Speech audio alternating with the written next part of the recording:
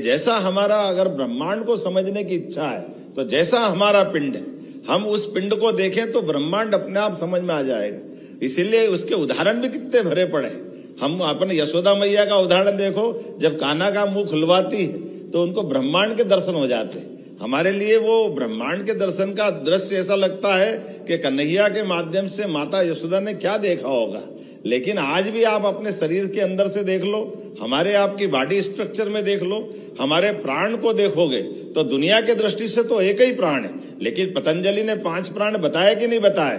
हमारे 5 प्राण शरीर में है। हमारे पंडित जी कोई भी भोजन कराएंगे तो वो व्याना स्वा, प्राणा स्वा, उदाना स्वा, समाना स्वा जो बताते हैं, ये कहाँ कहाँ जा रहा है। एक प्राण हृदय में है, दूसरा प्राण हृदय से लेकर के यहाँ नाभि तक का है, तीसरा प्राण हमारा कंठ से लेकर के सिर तक का है। अब वेंटिलेटर पे सिद्ध हो रहा है, ब्रेन गया पूरा शरीर चल रहा है। ये ब्रेन का क्या है? ये प्राण तो है।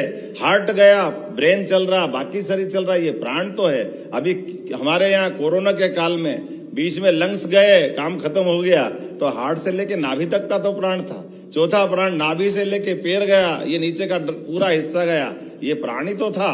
और 5वां प्राण पूरे शरीर में चल रहा है। और ये तो 5 प्राण हुए, फिर 5 उप प्राण भी तो है हमारे सामने। आंख खुली की खुली रह गई, ये उप प्राण हो गया। नाक से गंदगी आ गई, ये दूसरा प्राण निकल गया।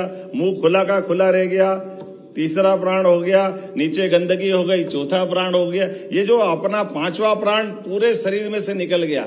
किसी डॉक्टर से किसी का शरीर आखिरी में पहुंचे और वो आपका सेंसेशन देखता है तो रोम रोम से प्राण तो निकलता है। हमारे बीच में यही तो हमारे मुंह है, यही तो हमारा शरीर है। तो ये जैसे हमारे रोम रोम में से जीवन की दृष्टि निकलती है, इसी आधार पे तो माना गया कि यत पिंडे तत् ब्रह्मांडे। और क्या है?